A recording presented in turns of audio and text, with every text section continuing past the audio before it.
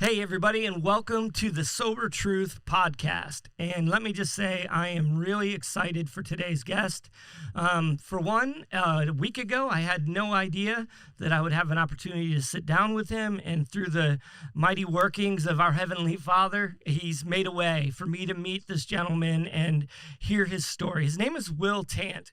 And you may not know his name, but he's got an amazing story of a vast, wide range of things that he's done with his life, but he's got a story of what God's done within him and really moved him to a place of surrender and a place of knowing that he has a story to tell the world to.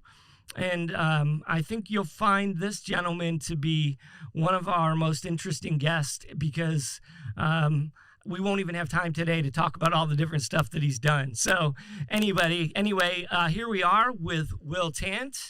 Will, how are you doing today, brother? I'm doing well. Yeah, I like you said, a week ago, this wasn't on either of our radars. And so just a joy to be here and to meet you, to hear more about what you're up to and just have a conversation today. So, amen. Yeah. So let's just jump right in. So right off the rip, a mutual friend of ours reached out to me and says, this guy, Will, I just met. He came and spoke at our church. He has an amazing story. Would you like to talk to him? And he threw in there some of your past titles. And I was like, absolutely. So I'm just going to say this. Okay, you've been a professional surfer, a professional model. You went to Columbia University. Then got your master's at Oxford University. You were a host on Fuel TV. You worked for Ravi Zacharias. And you wear a cape on the weekends and save people, save small children. Not to embarrass our mutual friend, but he goes, and I got to say, it made me look you up. He goes, and George, he's a really beautiful man. I said, what? And I had to look it up. You are a beautiful man, very handsome. I appreciate that. Yeah. Was it, you worked for Nautica? Yeah, so Nautica was one of, it was actually the story behind that is pretty awesome. But yeah, I was a model for probably off and on for about 10 years. I got into it when I was around 21 and then did it for a very short season, then got back into it 24, did it for a very short season, and then got back into it again when I was in my 30s. And then I was hired by Nautica, probably my mid to early 30s, and I was kind of a campaign model, so they used my image globally, and it was tied to one of their initiatives where they were really kind of pouring into, they want to tell not just a model's face, but also the story behind the person. And so it was a little bit different angle to modeling. It was actually mentioning my name, which is pretty foreign when it comes to models. Yeah. Typically, it's just when you look at a model, it's just their face, but they actually tied in the story of my personal story of the ocean, my love for the ocean, but also I put on a memorial event for my older brother. And we've been doing it for 20 years in my hometown. Yeah, Tommy Tant? Yeah, the Tommy Tant Memorial Surf Classic. And so they really were really interested in that story, in addition to, I guess, the way that I looked. The way does that feel awkward? Does that feel awkward to say that, the way that I looked? It does. It's a very strange experience to be paid for how you look. There's actually something very objective about it. Yeah. That is very complex to understand. And I think that, I was in the modeling industry, and one thing interesting, there's so many interesting things about that industry, but one of them is that you walk into a room where everyone looks like you. And then you go in front of a client and you have a book of photos, and it's basically like a job interview. But you begin to pick up very early on that even in a room with people who look very similar, that most of the population would be like, wow, you're very handsome, you're very beautiful. There's a tremendous amount of insecurity there too.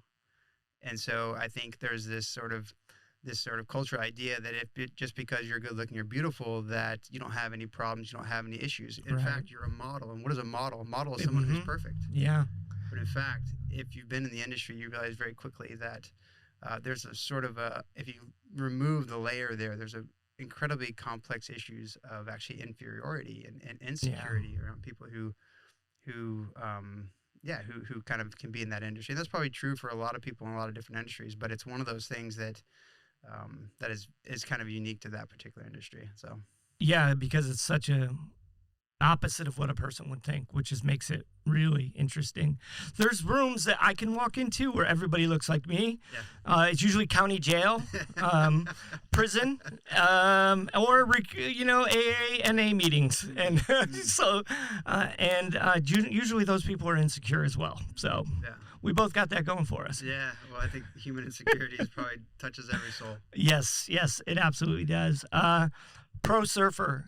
I mean, that is like the coolest title ever. Yeah. I think I just want to be a surfer just to say, like, yeah, I'm a pro surfer. It's just I would walk around hoping people ask me what I did. Please ask me what I do for a living. It's like, yes. So really. Yeah, I was a professional surfer. I grew up in Florida and started surfing in Florida, in Flagler Beach, and realized pretty quickly I just fell in love with surfing, and then started to compete and had a successful amateur career, and then turned professional and had a great professional career. I was able to travel the world and surf all types of waves and just immerse myself in different cultures and I just had the opportunity to pursue a passion, right? And so that's a very important experience, I think, for a human to experience, is that absolutely to pursue a passion and then and to achieve success at it. You learn so much about what you can do. Mm-hmm. And at a young age, the earlier you learn that in life, I think the better, because you begin to, when I had to walk away from my career, I was diagnosed with a heart condition. I had to eventually walk away from that career. One of the hardest decisions I've ever made, right. Because of the cool factor, right? Like, Mm-hmm. if probably most people, when they think about being a professional surfer, like, yeah, I want to be a professional surfer. I didn't want to not be a professional surfer. Right. Right. And so I wrestled with identity and worth on a scale when it came to that. But man, I love surfing. I'm able to surf today. I'll always love surfing. And it's a huge part of who I am. And it's a place I go to find a tremendous amount of peace. And so, yeah. Yeah. Do you know Jamie Tversky? Yeah. Dude, you got to hook me up, man. Yeah. I've been trying to meet this guy for years. Yeah. We used to compete against each other. I figured that. You're about the same age, right? Yeah. So he was in Cocoa Beach, and he was kind of with the South Florida crew down there. And so I knew Jamie through surfing. I haven't talked to him in ages, but yeah, so I remember competing against him. To Write Love on Our Arms is his organization. Yeah. And originally, Sober Truth Project, I based it off of his organization. And this podcast isn't about me, but anyways, what's safe to say, he's been somebody I've really looked up to and been trying to meet for a couple of years. And I've had a few people that are like know him, and they're like, "Oh yeah, we'll get it set up," and it just never comes to fruition. So then when you came around, I was like, "I bet you he knows him too." So one of these days, I'll meet Jamie Tversky. So Jamie, if you're watching, dude, call me up, man. Hit me up. No, but that's the surfing passion. I think that so many people go through life never being passionate about anything, and they just learn how to survive. And I just feel like that's such a wasted experience, because I don't know exactly why we're all here. I mean, I have my biblical ideas, I have my general ideas, but I certainly know we weren't all created to just live this life of paying bills and then one day dying, struggling to survive, and then one day dying. And not even just I know lots of people with money that are completely unfulfilled, and so it's not even that. And so figuring out what you're passionate about is huge to living a life worth living, I think. So I think amen to that. And even though it came to an end too early, I think there's a beauty in you did get to experience it. Yeah, absolutely. And I think it's something that I'm very grateful for. I also understand, when you've experienced hardship in life, right? You begin to become afraid to follow your passion. And so I think the misconception sometimes is, man, there's this person who followed his passion. What a tremendously courageous person that person is. That's not necessarily true. I think that anyone who's followed it has, we often in our culture we want to fast forward. Like I'm doing a house remodel right now, and so it's funny because we show the beginning Yeah. and the end, and what we don't show is the whole middle process that Yeah. happens in order to get there. And I think that's true when it comes to following your passion. It's like, wow, like you have a passion, now you want to get there. And all of the doubts that you're going to experience and the setbacks and all that, those are all a part of the process. So anyone out there who's listening to this saying, listen, like I just think it is so important and it's so helpful to follow your passion, particularly when it comes to where we focus in life and when it comes to leading a certain kind of life that's driven. But I think that I still deal with my insecurities today when I Sure. think about what's next and what I'm passionate about. And I understand someone who's reluctant as well. Yeah. Because it's hard, man. It's hard to pursue your passion and then have it not work out. Well, vulnerability is one of the most challenging things we as humans experience. Yeah. So I met with someone this morning and I tried to explain that to them. They were asking me questions about why people in recovery don't change and why they don't want to trust people. And I said, well, trusting people is possibly one of the hardest things in the world to do if you're somebody that's been continually abused and abandoned and stabbed in the back and every other thing you can think of. And so you're asking the person to all of a sudden adopt a lifestyle of vulnerability. Yeah, it just doesn't happen overnight. It's that whole process thing. So Yeah. I get that. But so I see the model, professional surfer, but then the next thing does not fit into that paradigm. Most people think the opposite, but you went to Columbia and then Oxford University. Yeah. Yeah. Dude, yeah. you got some brains on you, huh? Yeah. Well, I mean, it's funny because it doesn't fit like, there's we live in a world of stereotypes, right? And so Yep. when it comes to a model, obviously there's no brains if you're good looking. Yep. If you're a surfer, you're not intellectual. And so there's these stereotypes that we live in, and we can do two things there. We can believe a stereotype and miss the person who's standing in front of us that contradicts that stereotype. And there's another thing we can do is we ourselves can begin to believe stereotypes, and that influences how we shape our understanding. Boom. And so I think when it comes to stereotypes, we have to be very careful. Mhm. And one of my professors says, you never live, you never, what did he say? Something along the lines of like, when it comes to stereotypes, you don't live down to them. And so it's like there's in general there's a negative sense, but I think when it comes to Columbia and Oxford, I learned from a very young age, largely because I have amazing parents and I had an amazing brother. We lived in a world that I didn't understand, but in the sense of like set goals and try to achieve them. And that mindset was instilled in me at a very young age. That was the world that I lived in. And it was small at that age when I was growing up. It was just that, yeah, you can do that. You wanna do this? All right, we're gonna help you do that. And there was never a sense of, well, you can't do that. That was never put on my radar. And so when it came to surfing, or when it came to Columbia or any of these opportunities, I learned at a very young age, if you really focus in life, you can accomplish amazing things. Right. And so when it came to Columbia and Oxford, through surfing, I developed an ability to focus my mind for a very long period of time by myself. Because when you're training as an athlete, you're in gyms when no one else is in the gym. Yeah. You're training at your sport when no one else is training at your sport. And you're doing it with no one around. There's no applause. Yeah. There's no audience. And so what I did is I was able to just develop that discipline, that self-discipline, and find something that I was passionate about again. And for me, when it came to academia, I was interested in a lot of different topics, philosophy and religion in particular. And so I chose that topic. And I remember like, it was probably like my first semester at Columbia University, and I was sitting in the library, and it's an amazing library in New York City. And I opened a book and I read the front and the back, and it was a book I had to read, and then I closed it and I put it on the table and it said Oxford University Press. And I remember looking at it and I go, I don't know if I could ever go to Oxford University, but I want to put myself in a position that if I wanted to go, I could go. Wow.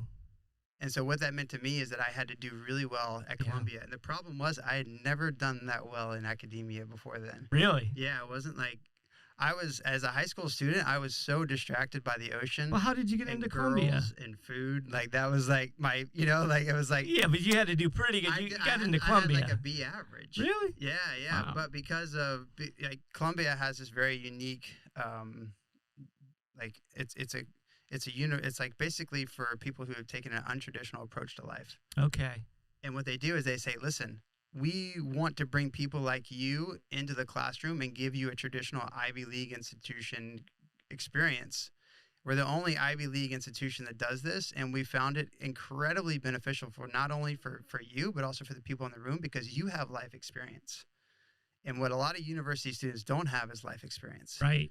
And so to create an environment where these two people, with this kind of environment where people can interact like that is actually incredibly beneficial when it comes to education.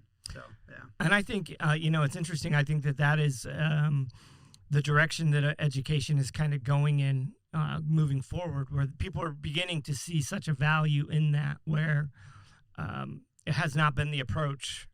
But people, I think universities and things are starting to change in the way that they want their students, and because it just works better when you have people that actually have life experience. Yeah. I think that's a powerful thing. So Oxford, that's in England. Yeah. So what was it like being in England? Man. It was amazing. It was Oxford University I believe it's the second oldest university in the world. Oh, wow. So it goes back to I think 1100 or 1200. And that's when it was founded. Wow. And so you're walking around an institution that has been around for a very long time, and they've been taking a very unique approach to education. And so you're living in a legacy of academics that is like, you're literally walking in the same classrooms, the same streets, sitting in the same pubs as some of the greatest intellectual minds we've seen in human history. And you feel that. You feel that in a sense of the pressure to perform. You also feel that in the way that Oxford's designed. So when you look at the design of Oxford, when you Google Oxford University, you're going to see these very elaborate buildings. And the reason why they're built so elaborate is to get you to think big. Okay. And so they want you. So the whole place is engineered in a way to just inspire you to think big. And really, when it comes to something like we're talking about here, the tradition behind that is a Christian tradition, because, when you look at Oxford University and where it's founded, it was, there's a whole history there of Christian monastic movement that was actually set up. And when you begin to realize that a lot of the names represent that today. But the point there is that the life of the mind is actually a life given to us by God. God has given us an intellect, and we honor him by cultivating our mind and cultivating our intellect. That is an honorable thing to do. And it's something that we're meant to do as humans, and we flourish when we do that. And so that's kind of at the heart of Oxford University, and you feel that as a student there. Wow. So, yeah. That's powerful. Yeah. And which led you to, sort of your path of living out your faith, where you're one of the guys that I've always been afraid of, because people are like, so what do you think of apologetics? And I'm like, well, I try to stay away from them if I can.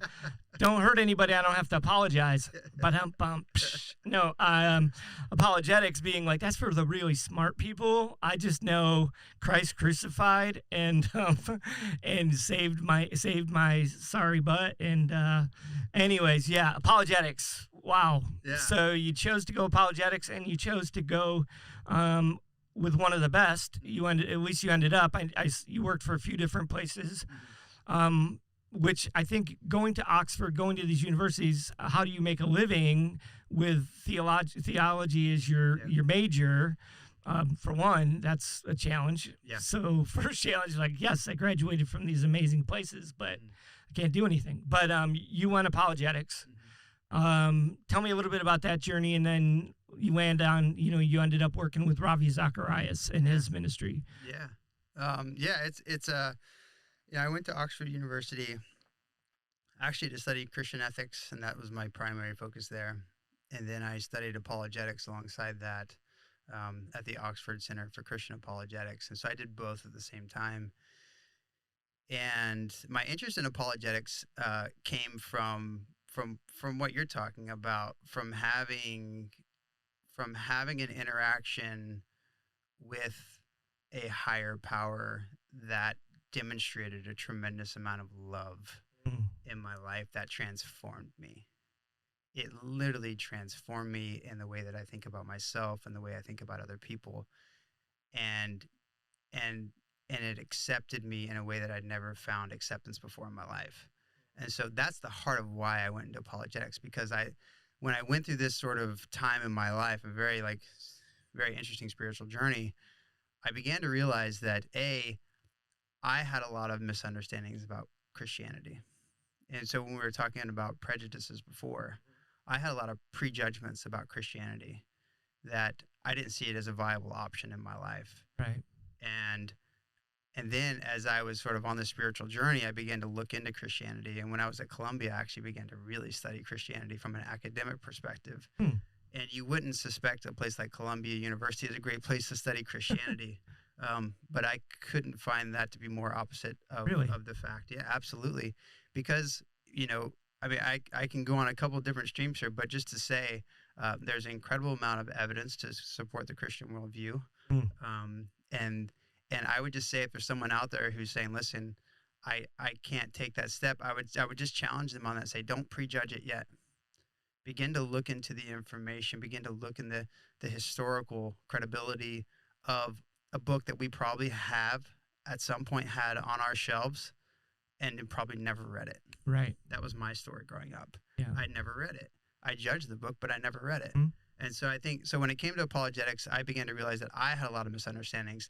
And as I was becoming a Christian, which is something that was really resistance again, I considered myself much more spiritual than religious. Mm. And so when it came to Christianity, I was very reluctant to sort of accept that label. But what I realized was, when I was living in New York City and I began to talk about my faith, there was immediate resistance from people who I was sharing it with. Yeah. And so what I had to do is I had to learn how to answer these really difficult questions, not because I wanted to prove them wrong, but because I wanted to get to a point where they would actually begin to consider Christianity and consider and ask, who was this person who was named Jesus Christ, and what kind of impact has he had on the world, and why is that, and so in order to get to talk about that, I had to answer certain questions about the problem of evil and suffering, all these sort of different questions that are basically, we have to remove those questions in order to even begin to do evangelism. Yeah. And so that's why I did it. I was also knocked on my butt, and I had my life transformed. So we're very similar in that way. I just found myself in a situation where I wanted to share that with other people, and I wanted to get them to a place they could actually consider it. In order to do that, I had to answer questions in order to get them there. So, well, I think it's, it's a matter of knowing your audience. Yeah. Okay. And so you knew the audience you were going to be mostly trying to lead to the Lord, evangelize, whatever terminology we want to use. We're higher thinkers. We're, philosophical thinkers. We're, people that came from sort of that ilk. And for me, it's like, I know my audience. I work with people with mental health and addiction problems, and if you're in addiction, chances are you're not necessarily trying to contemplate deeper things. You're trying to find a reason to stay alive another day. Yeah. And so, yeah, I think it's a beautiful thing. Apologetics, I just have always been one of these super hyperactive. Listen, it's just this way. Yeah, right. Yeah. Okay, I was lost, now I'm found. Yeah. That type of. But you ended up with Ravi Zacharias. Yeah. And that, like, when you first got there, that must have. I mean, he's one of the world's most well-known apologists. Yeah. What was that like? How'd that happen? Yeah. So, and for those people who maybe don't know who Ravi Zacharias was, he was one of the greatest apologists in the world. Tremendous career for 30 years, and and so it came about because when I went and studied at the Oxford Center for Christian Apologetics, they basically would keep their eye on people who they felt like, okay, wow, so I see a talent in this person, and we want to give them an opportunity because, like you said, there's not a lot of people who are Mm. hiring people to do apologetics, and so they're the ones of the few people that actually do. And so it was through that organization that I was, ended up being hired by Ravi Zacharias International Ministries. And I was in the States for probably about almost a year, 9 months, around there. And I was actually based in the Northeast, and I would, go on a bunch of different college campuses up there, and we would do evangelism and apologetics. And then I actually, they asked me to go back to Oxford and live in England for about a year and a half. And I did that. And then eventually I came over. But we all also know that as much as a tremendous impact that Robbie had in a positive way, you know, eventually the truth came out that he also had a secret life that had a tremendous impact in a very negative way. And so it was an honor to be involved in the ministry. And then now there's a sense of, man, like it's a very difficult, it's a difficult season of life now because of the tremendous impact in a negative sense that ultimately, came out that he had had these really, you know, really dark past that I didn't know about, and yeah, so it basically, I stopped working for them in December of this past year. So let me ask you, does something like that where, okay, he does these amazing things and changes many, many people's lives, then this secrets come out after he's no longer with us, does that discredit the things he's done? But you must have thought about this.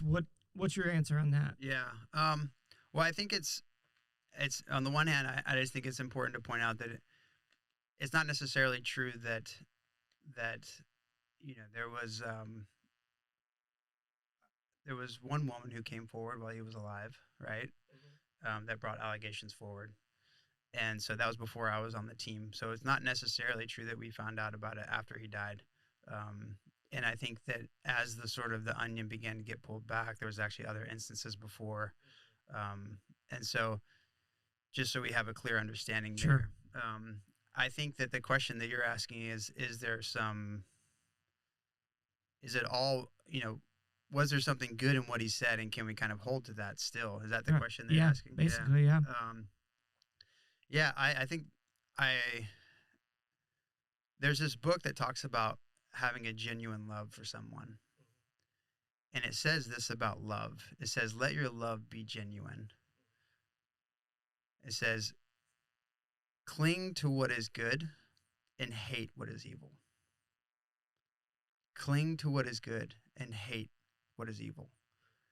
That is a genuine love. That means to love someone genuinely.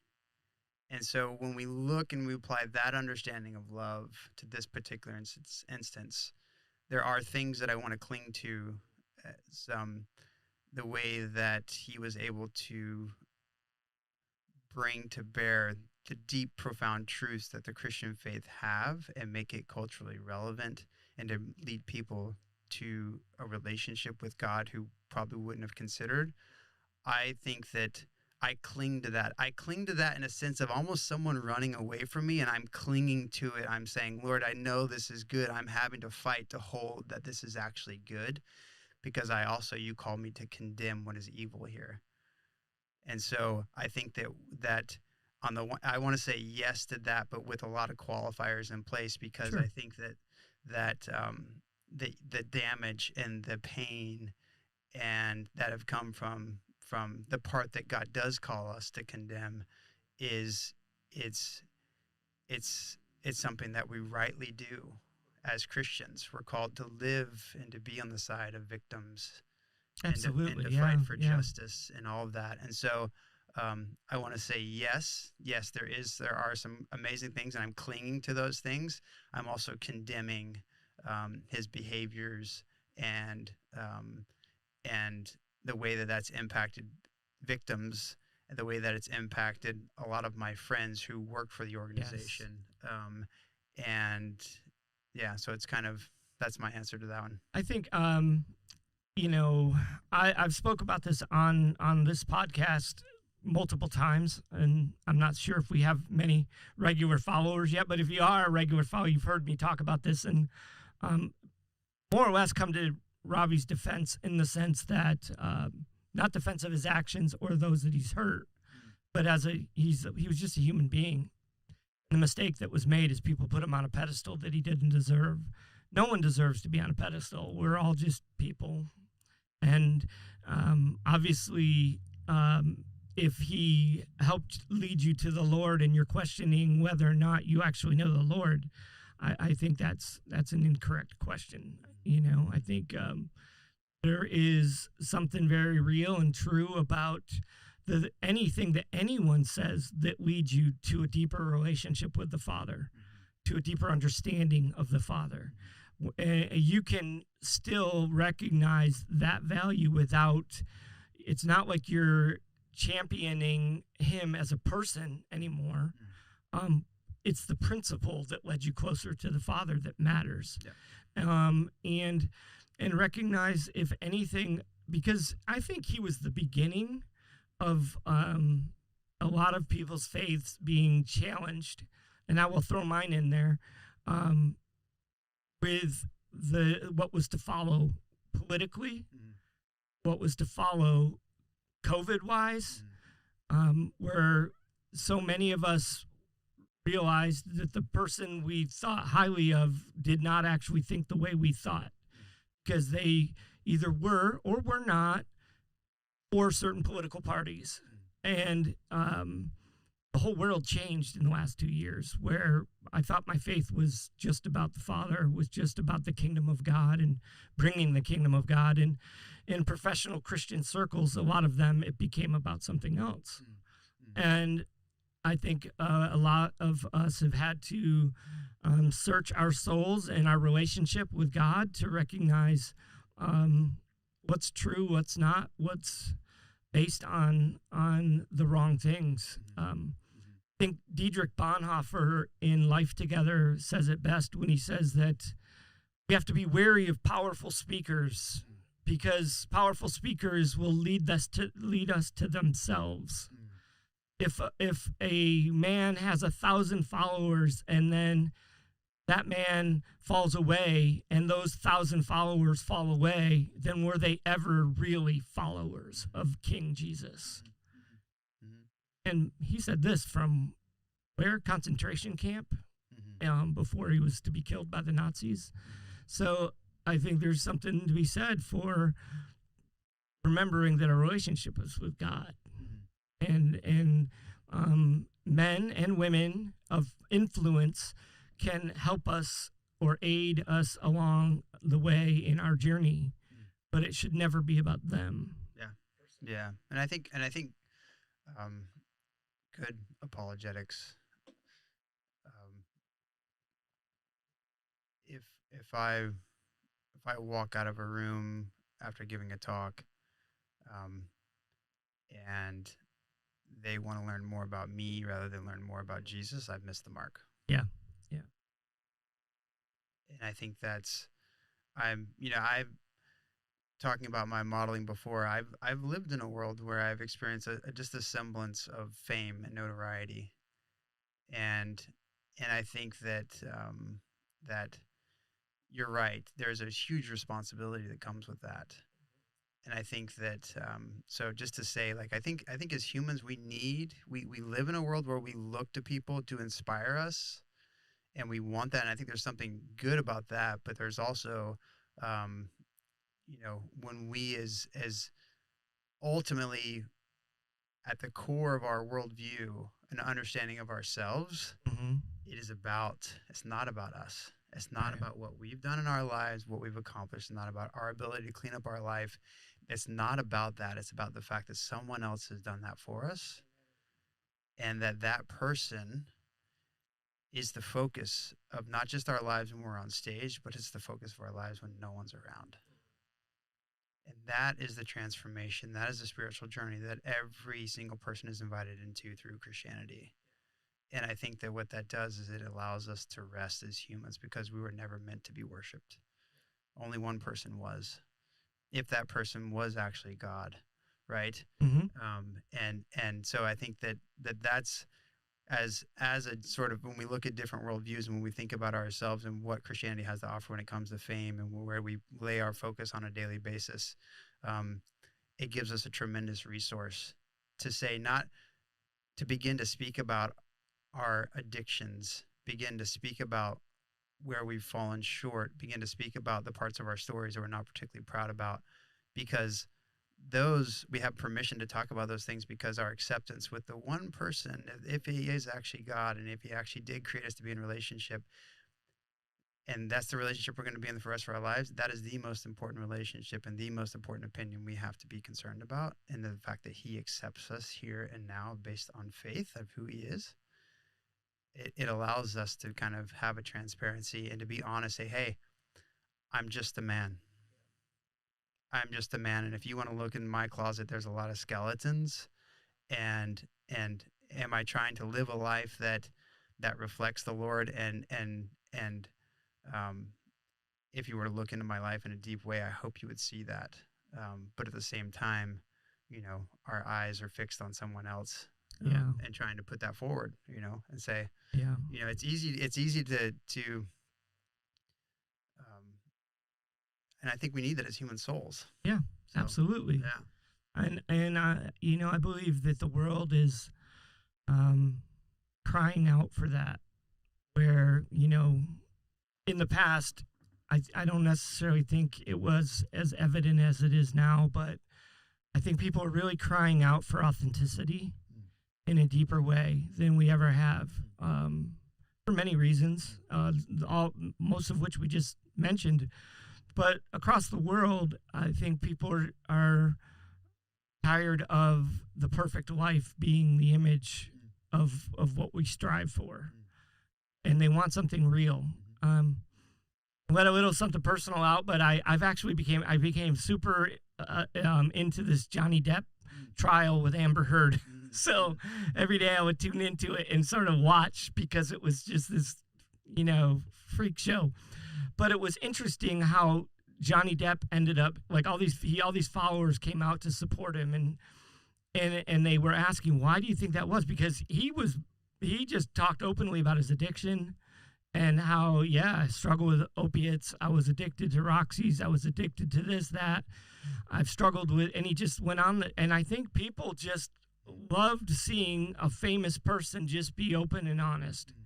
He didn't try to hide it. He's like, I've struggled with drugs and alcohol my whole life. So I did heroin at I think he said 8 years old for the first time. And so, and it just, that's what they wanted. They just wanted somebody who's like, just tell us the truth about what's going on with you. Yeah.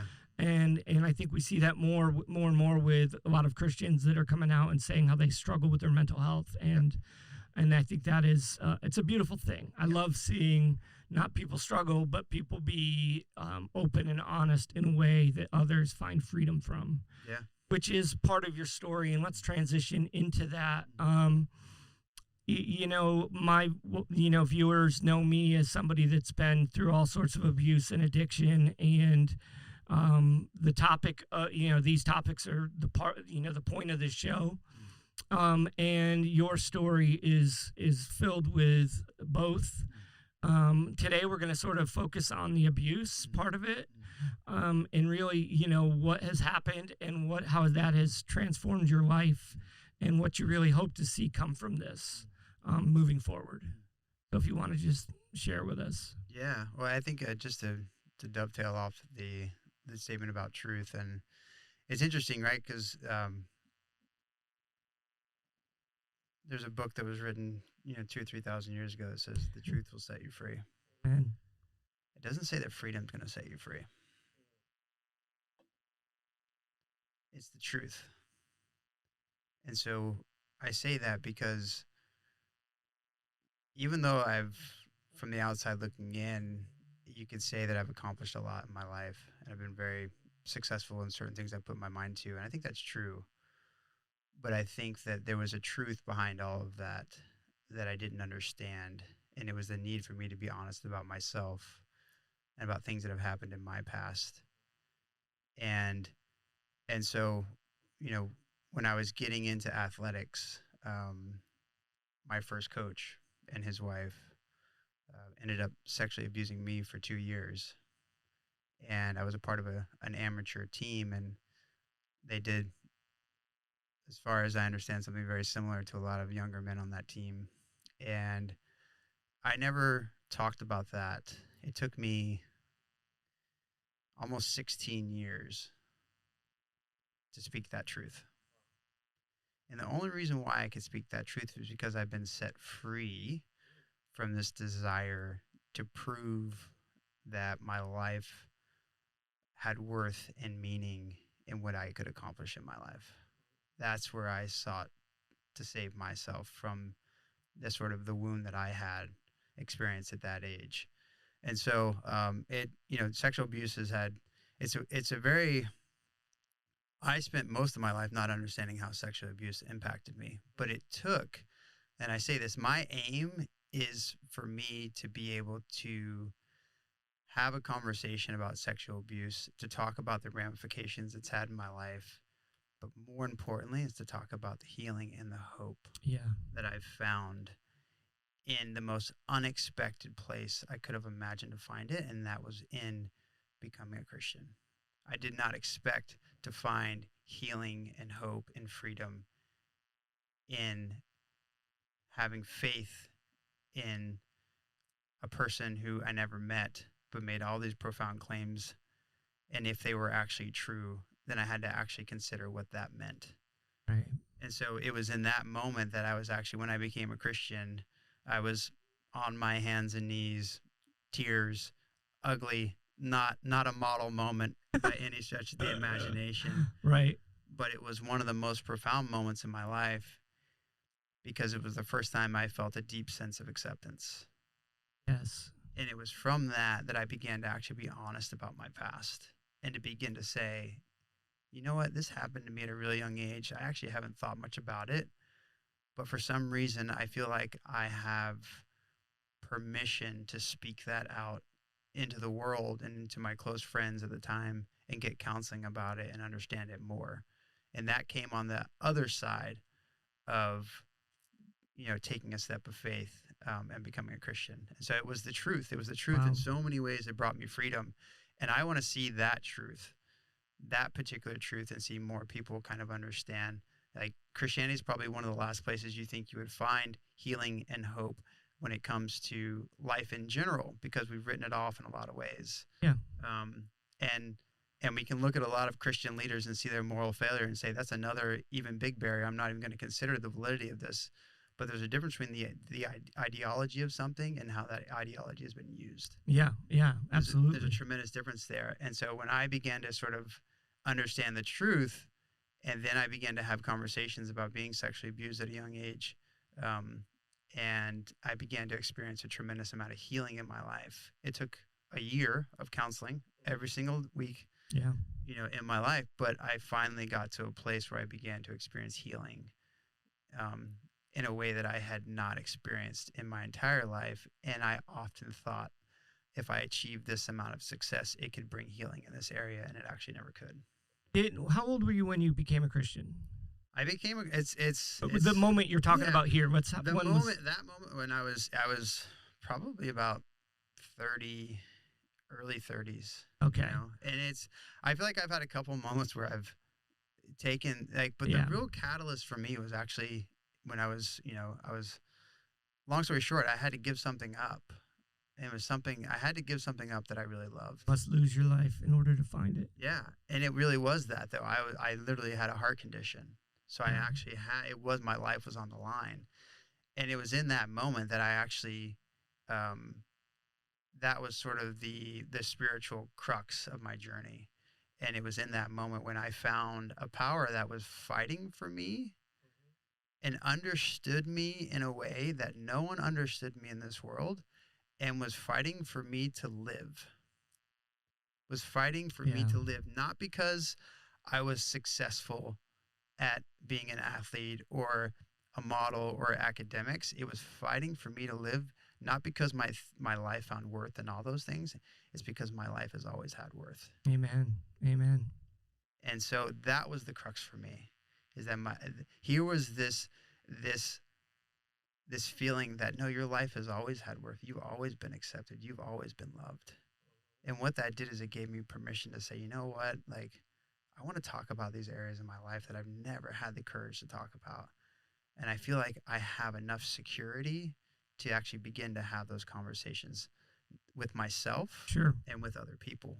Yeah. What were you now? So in between that, sexual abuse to then, how were your relationships? Are you married now? Yeah. So how were relationships before that? How did the sexual abuse taint your life? Yeah. And it's interesting, and I think you have to be somewhat careful, because I began to learn about how being sexually abused has shaped my life when I was 30. Mm-hmm. Not when I was 14, not when I was 15, 16, 17, 18, 19, 20, all the way through. I didn't understand. I thought that my abuse was something that happened and I just pushed away. Yeah. And I didn't have to talk about it. Yeah. It didn't have an impact on my life as far as I was aware. And I thought that, well, this happened and none of my friends want to talk about it. I don't want to talk about it because I'm ashamed and I'm confused about it. And I feel a sense of just shame and confusion. And I think particularly, when it comes to how we as men understand ourselves and how we understand weakness and how we're not supposed to demonstrate that had a tremendous silencing effect on my ability to speak about it as well. And so I think that when I look back now, though, and you're hitting on something really important when it comes to relationships. Now, why do you think you asked that question? Why do you think you asked, how is this played out in relationships? Well, for me, I've done a lot of work on myself, and I know my sexual abuse happened when I was 12, and I've seen the impact all throughout my life. I also put it away until I was 43. Yeah.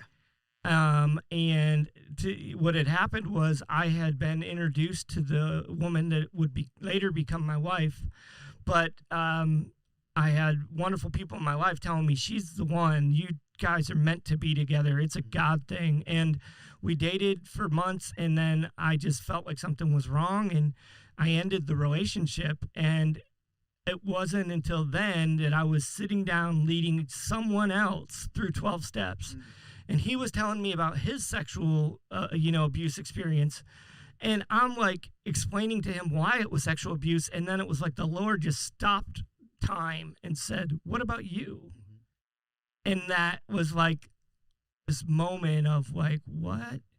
And it was in that moment that it opened up like a whole new way of recognizing the impact on the relationships, which would eventually, after going to some counseling and getting an understanding of what was happening, I felt like I could be with that woman. And we got back together, and we've been married for 10 years now. But it would not have happened if I had not recognized what happened to me as sexual abuse, which gave me an understanding of how I was viewing relationships and that it needed to change. Even though I was a pastor. I had been a pastor for 5 or 6 years at this point. I was sober. I was a counselor. I'd taken classes on counseling about sexual abuse, but it wasn't enough to waken me up until that divine moment. So I ask you because I know the impact that it can have on relationships, and I wanted to hear yours. Yeah, well, I think I only asked that question because I think for me, I would have never looked in relationships to see for signs for sexual abuse.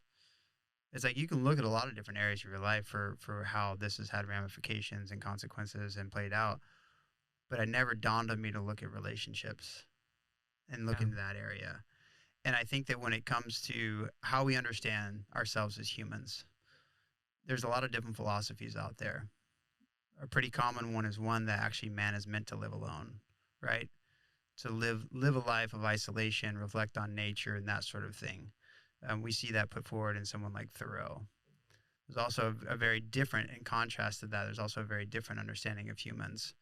And that's the understanding that actually we were meant to be in community. Yeah. We were meant to be in relationships. In fact, when you look at the design of us as humans, we're designed to be in relationship. Absolutely. And that's the biblical understanding. One of the first sentences in Genesis, right, that really caught my eye was one, it said that I see that Adam is not good to be alone. Yeah. Right. Yeah. I quote that to so many people. Right. And so what it's saying is that we're meant to be in a relationship. We're meant to be in community. And by meant, it means that we flourish. We actually don't flourish when we're by ourselves in ways. We need people to be able to flourish.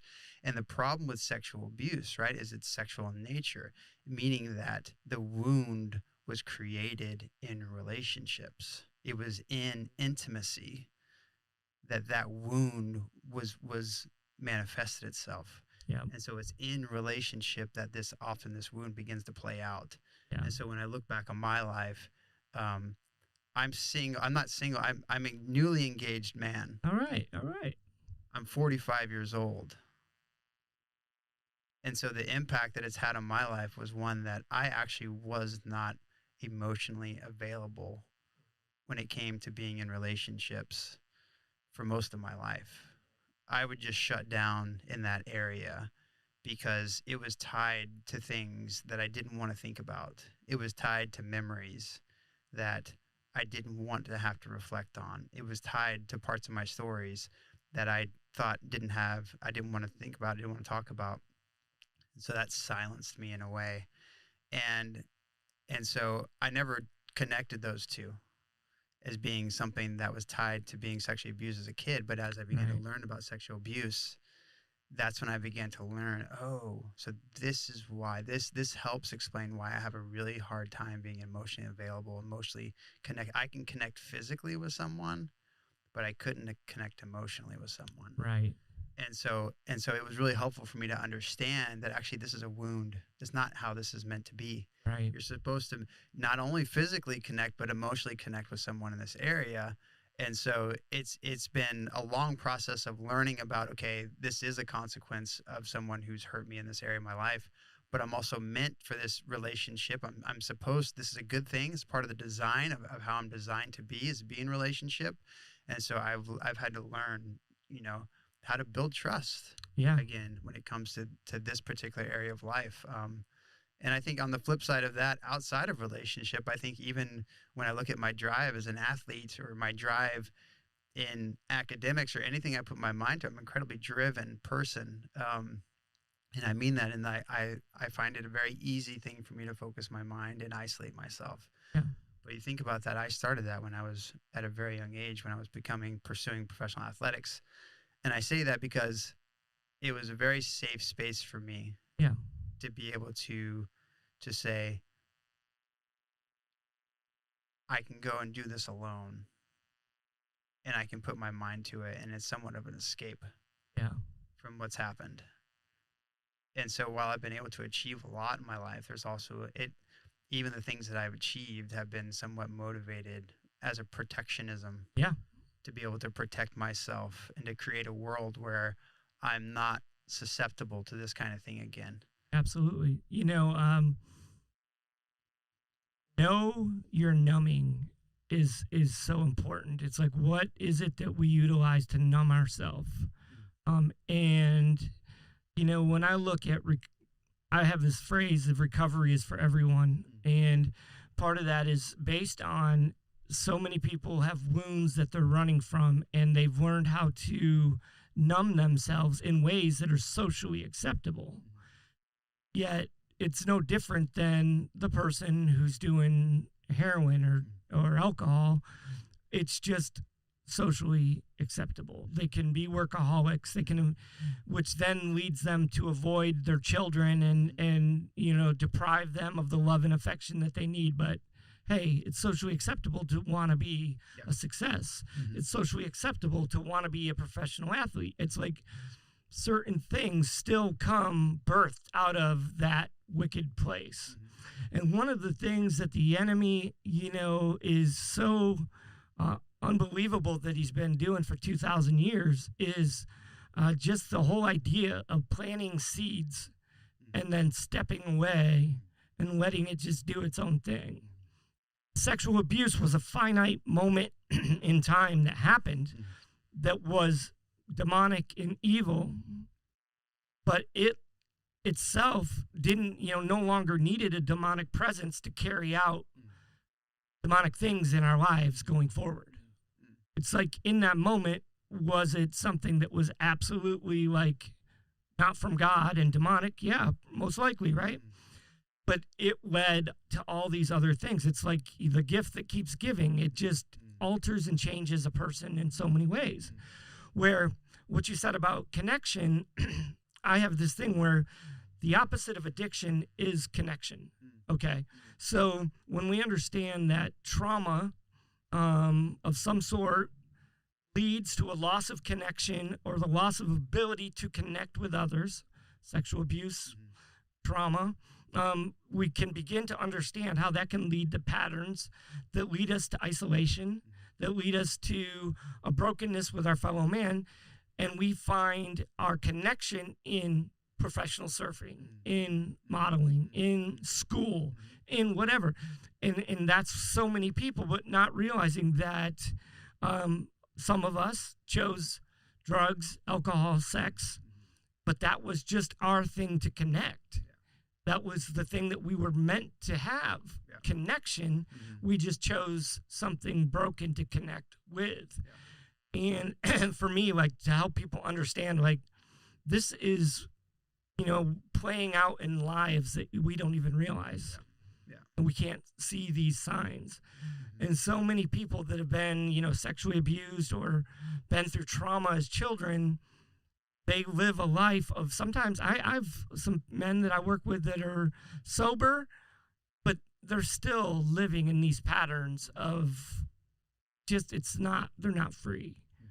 They're miserable. They can't own responsibility. They, constantly project rather than internalize and change, all things to protect themselves because their sexual abuse is just more than they can actually let go of and heal from. They've acknowledged it, but that wasn't enough. And seeing these patterns has been something that, like, recently makes me just so driven to want to bring this to the world, more awareness to this. And I think it's a beautiful thing with where you are right now in your own life. I appreciate that. And it's I think that it's nuanced, right? Because we can accomplish a lot of great things out of it. It basically, we could almost look at it as like a force. Right. You can be incredibly driven and you can go accomplish things. And I just always ask myself, okay, well, what's driving that person? What's motivating them? Absolutely, dude. Because I think, I love being a professional athlete. I enjoyed modeling, and it was a great source of income, and I worked with some great people. I love academics and all that. So a lot of there's good in the bad, right? And so I say that because it's like it is nuanced in how this stuff plays out. But I think when it comes to addiction, and I think the part that I didn't understand also when it comes to how sexual abuse plays out in my life is this sense of self-harm. Yeah. And how because we're confused about what happened in our lives, and we don't know how. I didn't know how to talk about it, and yet I had to cope with the pain, and I had to find a way to be able to self-medicate in a way. And I think that there's a lot of our stories. A lot of my story is this sort of hidden side where I was actually in ways punishing myself because I didn't know how to be honest, man. I didn't know how to actually say to someone, this happened to me, and I don't know what to do with that truth, but I need to say it because I'm tired of carrying it, and I'm tired of it shaping my life. And I think that and to go back, it's like that was the unexpected benefit of me actually beginning to becoming a Christian in the most unexpected way. Right. And I think it allowed me to see, man, I didn't realize I was punishing myself. I didn't realize that behind that sort of motivation tied back to my abuse was addiction, and it was me coping with things. Yeah. And instead of going to someone and talking and having a conversation like this, I was isolating myself and figuring ways to punish myself. Sure. And I don't have you is that played out in your Oh, story? yeah, absolutely. I mean, I think one of the questions that we need to start asking people is not why the problem or why the choices you make, but where'd the pain come from? Yeah. Because pain is what's motivating most of what people are doing that is negative in their life. Yeah. And so we need to recognize it, like, that's the question that we're just not asking. Why the pain? Mm-hmm. And you see it play out. You know, I once had a doctor say to me, like a regular MD, come in and be like, "Oh, all the tattoos, you hate yourself." And I was like, "What the heck are you talking about, man? I don't even know you." Yeah. But I went back and started thinking about it, and like the tattoos did start out of hating myself. I just wanted the pain that comes with it. It's like, you know, I'm like, wow, he was right. He could have said it, used a little more tact in how he said it. But and you know, in sense, I do still get tattoos, but now it's more about telling the story of my life. But originally, it was about hating myself. Yeah. And so it absolutely plays out in the things that we do. Even like the people I was mentioning that I've been working with for a long time, they ruin relationship after relationship. And it's like, it's self-sabotage because there's hatred for themselves, but they're not to the point where they can see that it's only seeing the other people. Yeah. And it's just like, you would think of new ways to harm yourself, but you're not thinking harm yourself. You're thinking, what's my next venture or the next thing I need to focus on or whatever, not realizing it's a harmful thing. Mm-hmm. It just is camouflaged by being something else. Yeah. And so that self-harm, man, I love that you brought that up. It is so true that is what we do to ourselves. Yeah. And it's for me, I think when it came to that, it was nuance. I didn't understand it. I didn't understand why am I choosing this particular behavior. Instead of going to someone and having an honest conversation about the fact that I'm hurting. Yeah. I'm hurting. I have a deep and profound wound, and I need to express that to a fellow human and have them interact with that and begin to have the truth come forward. Absolutely. To bring freedom, to set me free from this. I didn't understand that I was choosing these behaviors, and I was trying to basically, you know, self-medicate and through this, and I didn't have that skill set to have a conversation around this stuff. Like you mentioned, you didn't talk about this until your 40s. No. I didn't talk about it until my 30s, and I say that to anyone who's out there is that what we're talking about here when it comes to Christianity is not actually something new. When you look at the New Testament, and I just challenge anyone out there who hasn't read the New Testament to even the Gospels, you're going to see what we're talking about here, where Jesus is interacting with people who the community does not know what to do with, and they're often in ways they are sort of outcasts in a community. Right. And some of them are even, the New Testament seems to say they're actually harming themselves. And when they have an interaction with Jesus, it's like, right. So what is it about interacting with the creator of the universe when he's standing in front of you that gives you permission to heal and to have hope and to begin to feel a sense of acceptance where you can begin to have conversations around parts of your story that you never had the courage to talk about. And I think that for both of us, that's why we're here today. Absolutely. That's the center of it. And I think that, so when it comes to, if there's someone out there who struggles with this, I just, reach out to someone like yourself, and just to begin to have these conversations, because I wish if I could go back, I would have had this conversation at a younger age. Well, yeah, and it goes really both ways. If you're somebody that's listening that does not have this as part of your experience, then don't be afraid to be the person who listens, because listen, we don't all need psychiatrists or counselors. We need another human being.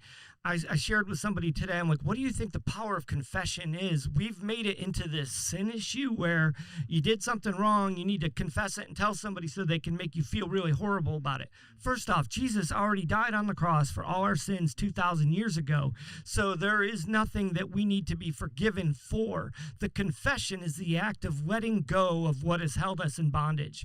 It is the ability to sit here, two Christian brothers or Christian sisters or whatever dynamic you have going on, but the role of confessor, confessee is simply being there for each other. It is hearing the words of, I've went through this. And in, Scripture says where two or more are gathered, then he is there. And so the presence of Jesus Christ, the almighty creator of heaven and earth, the one who has been with us through everything, who is in all things, who said before the foundations of the world that I call you perfect, holy, and blameless, is in your midst. And it is in this act of with love and acceptance that we can hear someone's story and just be present. And I say that I call them Garden of Gethsemane moments. Jesus says, come and pray with me in the Garden of Gethsemane. But let's be honest, Jesus didn't need anybody there to pray with him. He says, you can't stay awake. And did he really need them to stay awake? Was it like they were going to change what was to be the future of the world? No. So why did Jesus be like, I need you here with me, and why can't you stay awake? And why did it fluster him? Because even Jesus needed someone to share his pain with. He needed to know in that moment he was not alone, that he could look into the eyes of his brothers, because right before this is when he says, I used to call you servants and I no longer do. I call you my friends because I've told you everything that the Father has told me. Everything. He says everything. And it's like this powerful moment of being like, as my friends, will you endure this pain with me? Will you sit and look me in the eye and say, you are not alone? He didn't need them to be like, yeah, we'll change this. When the guards show up, this is what we're going to do.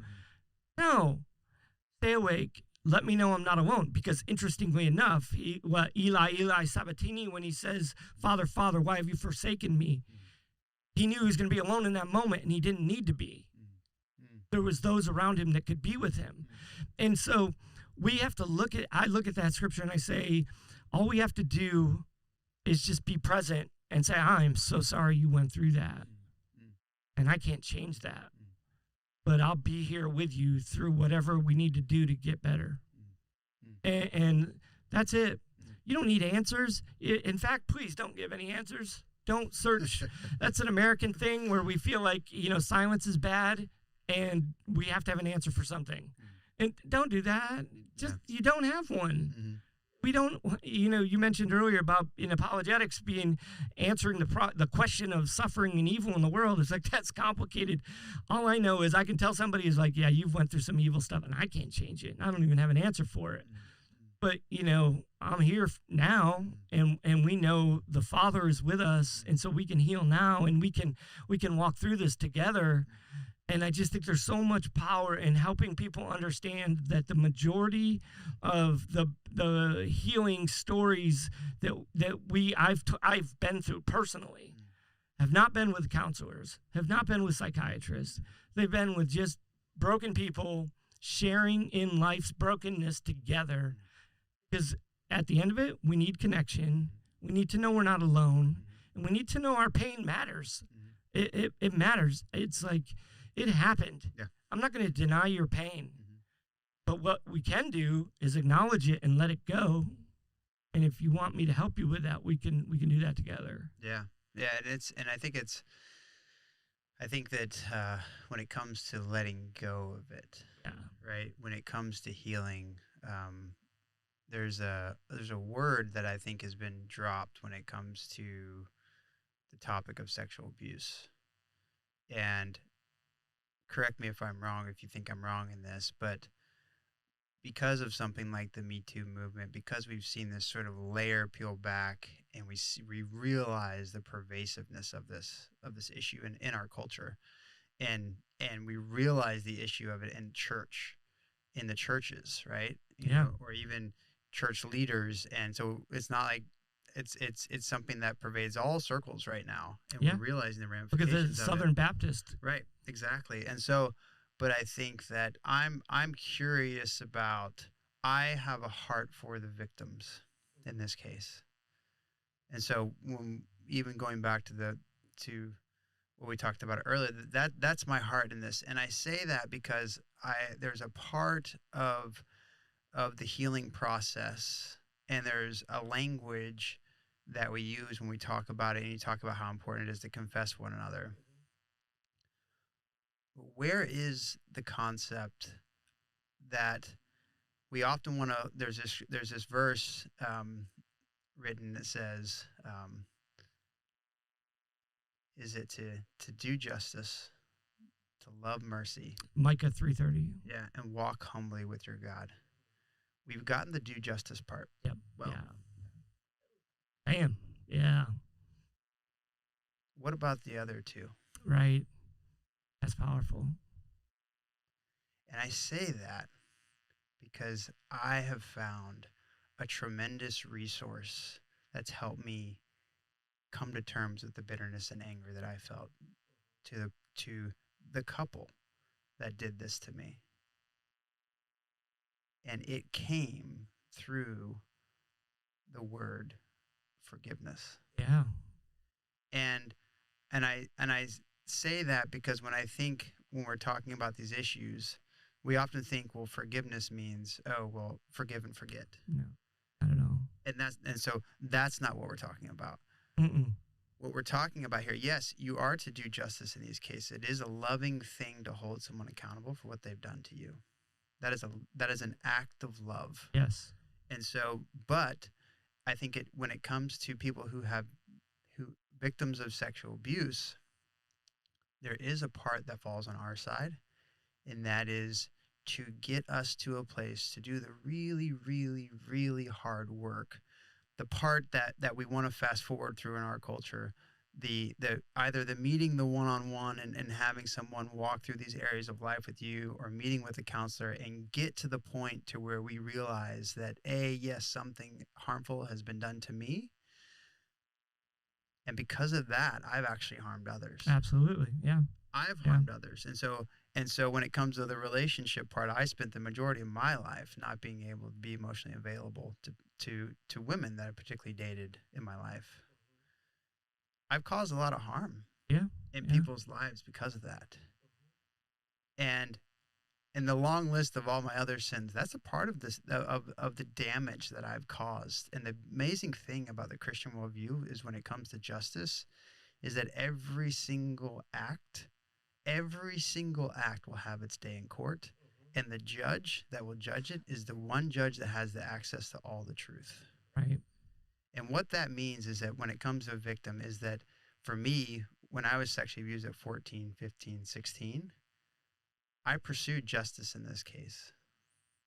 And I very quickly realized that because I wasn't 13 years old, that the statute of limitations had expired. And so if I didn't have an understanding of Christianity and I thought that justice was going to bring me healing if I got it, I will never see justice in this case. I never will. But when we're talking about a bigger understanding of justice, where in the end I know that actually that I will be held accountable for everything I've done, and they will be held accountable for everything that they've done, it gave me a tremendous amount of resource to say, okay, Lord, I'm going to surrender my bitterness and angerness to you. Yeah. And I can trust that to you. And you're going to move me to a place over time, to actually begin to feel compassion and concern for the people who did this to me. That I want them to know the damage that it's caused me, and know that I'm in a place that if we could have a conversation about this, and you could actually admit this, and you admit that what you did to me was wrong, that I would be in a place to be reconciled to you. I'm open to that. And I would have never thought that was on the cards for anything. I could have never imagined that moment. But I had that moment.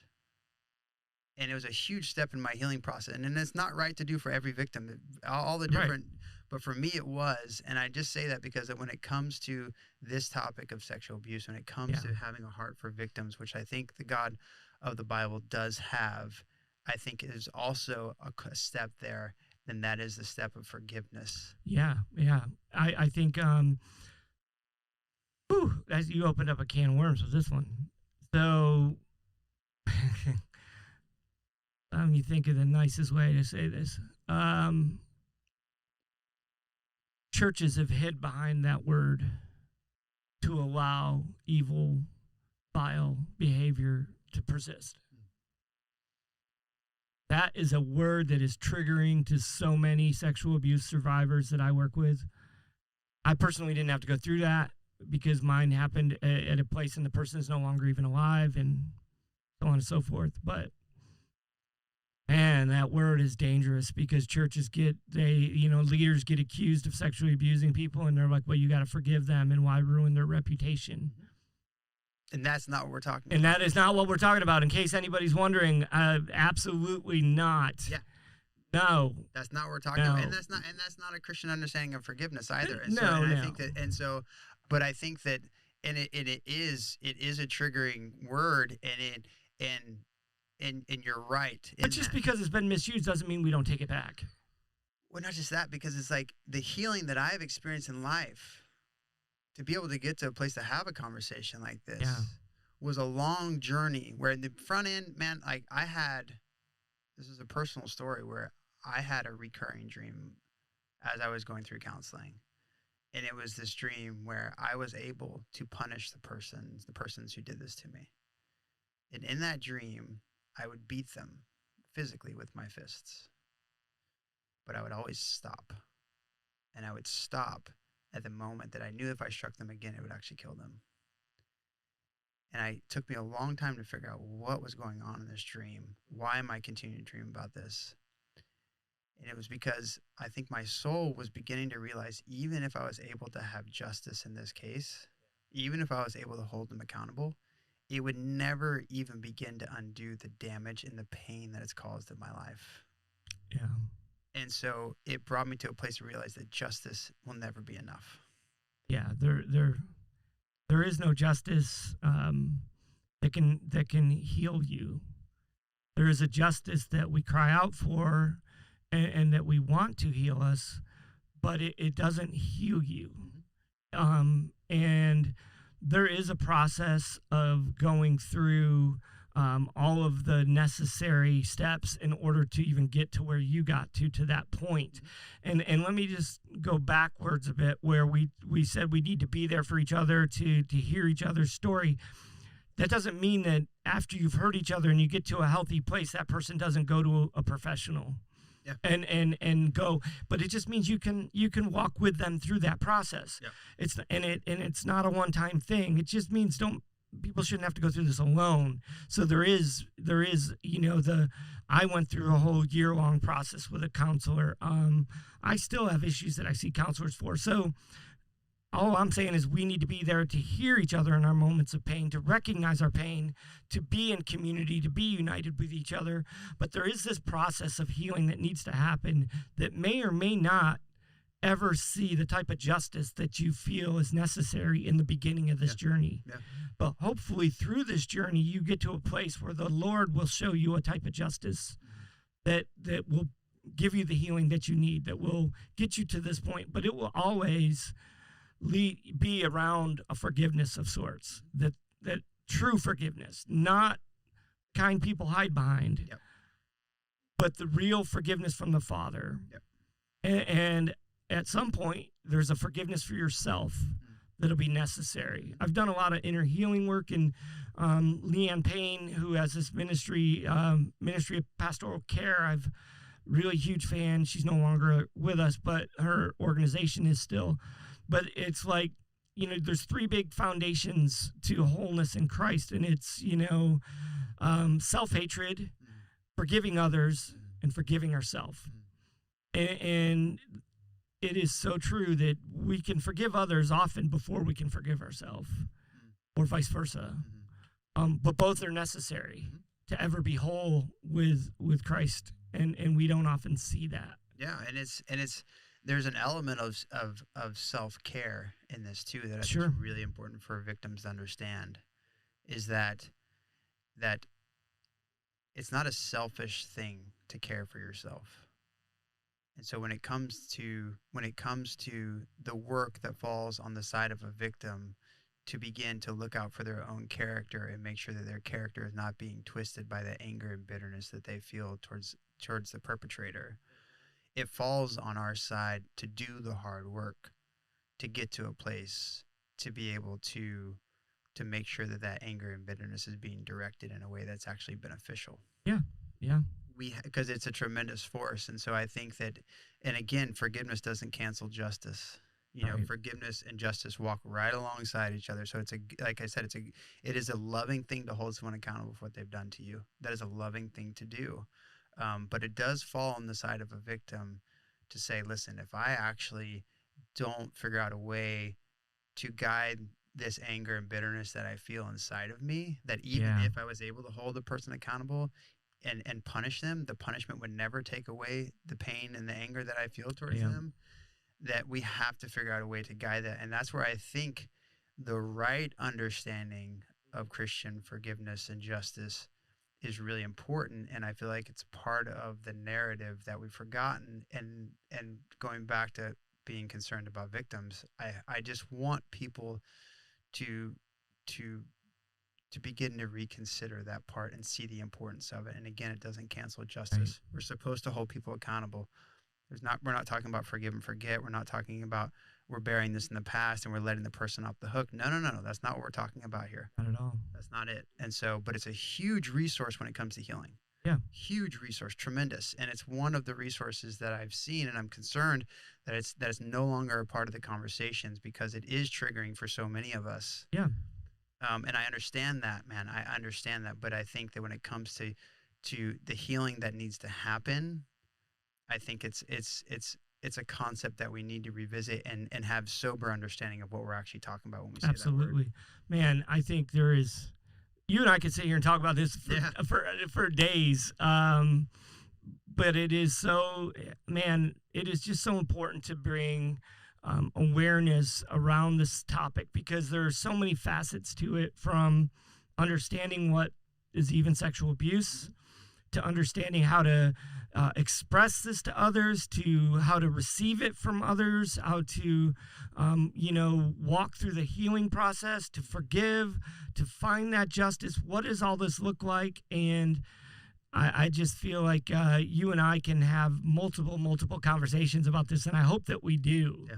I really do, because I think we're united in our hearts for this, because there is just, it's beyond even just the abuse that people have went through that we need to work on. It's actually the way that it has been handled by the church and by others for so long that needs to also be healed. Yeah. So we can reclaim words like forgiveness and really understand there's a biblical understanding of this word, and there's a biblical context in which we can walk this out in order to really be whole, to really become all that we were meant to be.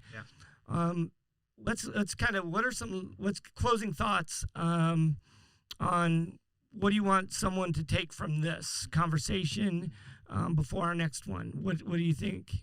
Yeah,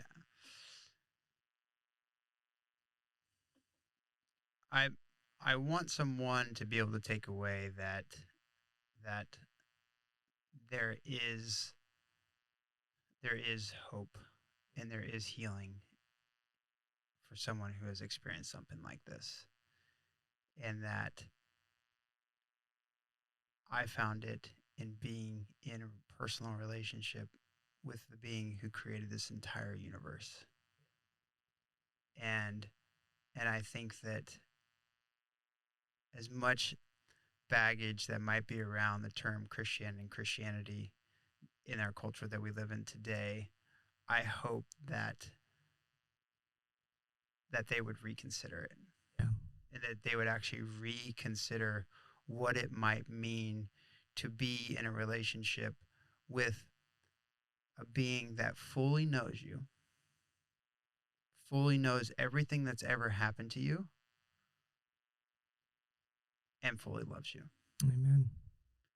And so, and that those two things go together in a way. And what that does when it comes to being able to talk about the parts of our stories that you don't see on billboards and that you don't see in magazines, Yeah. it actually has this tremendous power to bring freedom, because we're talking about the truth. We're talking about the ultimate truth. And going back to that, it's the truth that sets you free. It's the truth that brings these parts of our stories from the darkness into the light. And that's the metaphor that we're talking about here that's used to describe Jesus and God, and the idea of a supernatural power behind all of this, and created all of this, and created us as beings, and created us to be in profound relationships with one another. Yeah. And so I think that's my take. That's what I hope, is that there's just a spark of curiosity. Yeah. And there is a glimmer of hope, and that you can have a conversation like this. And if you think that you can never have the conversation like this, I just want to say, man, you can. Yeah. And for me, it came on the other side of making that decision. That's a beautiful thing. I think I would just, add in that we're talking about relationship with the Creator. And I almost feel like, there's this, we're not talking about church. And so many people have associated the two together, and unfortunately they're not. And I don't think they were ever meant to be. I think, church is meant to be a place of meeting, but you're always meant to have a deeper, more profound relationship with the one who created you, the one that brings this freedom. And I think we drifted away from that, and it became about being accepted into the church. And then the church did stuff we didn't like, and so we left. But you shouldn't pull away from the Creator. And so, yeah, revisit that. Revisit the relationship with the one who created you, the one that loves you and has always been there and will always be there, never leave you, never forsake you. And there is hope. Absolutely, there is hope. I never thought that I would be where I'm at today, given the things that I've been through, the things I've done, and yet I sit here across from an amazing individual like yourself, and hopefully we can make a difference in the world for others. Amen. And well, thank you so much, brother. This has been great. I look forward to the next one, man. Yeah. We better strap in. Bring some food next time. Bring some food next time. Yeah. All right. Thanks everybody for tuning in.